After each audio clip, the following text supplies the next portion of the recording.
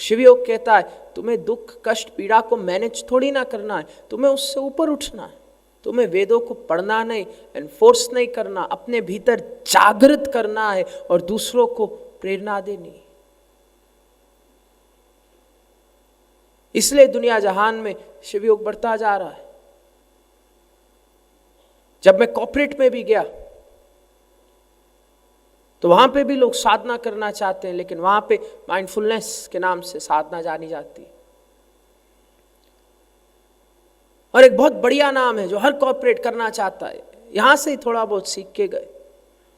उन्होंने कहा हम करते हैं MBSR। मैंने कहा MBSR क्या होती है? कहते हैं माइंडफुलनेस बेस्ड स्ट्रेस रिडक्शन। मैंने कहा स्ट्रेस रिडक्शन का मतलब क्या है? कहते हैं सोचो गाल पे चांटा था, अब चांटा नहीं है, चुंडी है।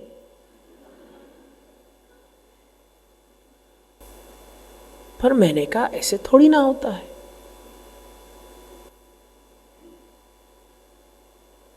किसने कहा चांटे से चुंडी भली है? अगर आप केवल स्ट्रेस रिडक्शन पे बात कर रहे हैं तो स्ट्रेस तो फिर भी रहेगा, और अगर नकारात्मक रह गया तो न जाने कब रिलैप्स कर जाए।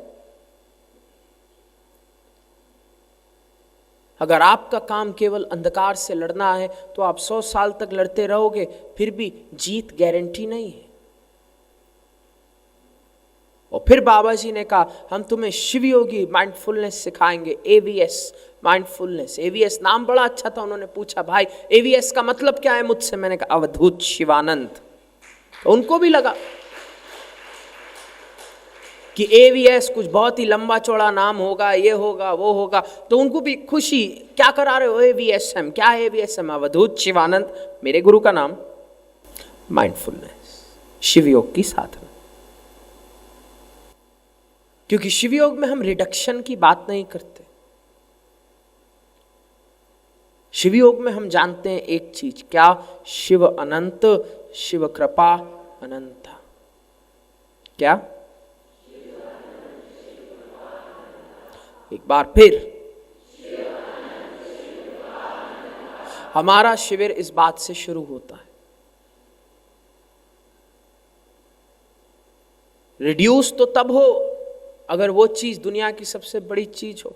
मैं तो कहता हूं कि तुम्हारी बीमारी कितनी भी बड़ी क्यों ना हो, शिव अनंत, शिव कृपा अनंता।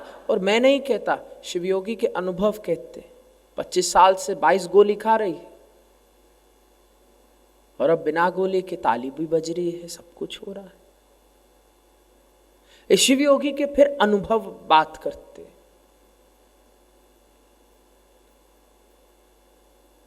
और ये मैं आपको इसलिए कह रहा हूं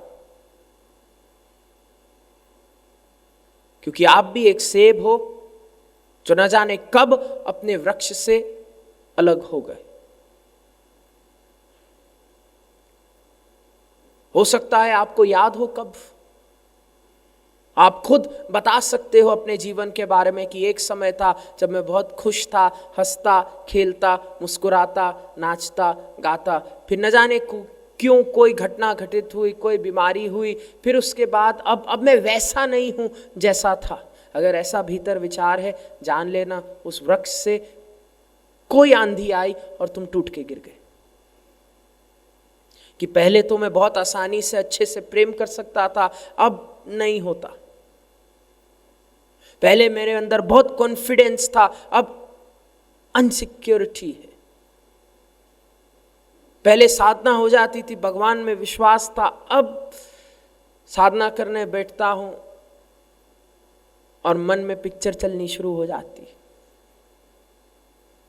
ये सब उदाहरण है उस सेब के जो अपने वृक्ष से अलग हो गया।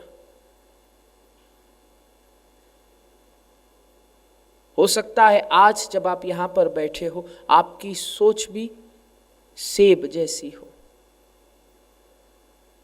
और सेब जैसी सोच क्या होती है कि क्यों ना मैं अपने सड़ने को प्रोकास्टिनेट करूं। क्या करते हो जब सेब खरीद के लाते हो? फ्रिज में डाल देते हो, प्रोकास्टिनेट कर दिया। जानते हो सेब सड़ेगा, फ्रिज में डाल देते हो कि थोड़ी देर बाद सड़े। बाबा जी के पास भी आते हो, कहते हो बाबा जी बस दुख जीवन से चला जाए और शांति से हमारा जीवन कट जाए, फ्रिज में बैठे बैठे कट जाए।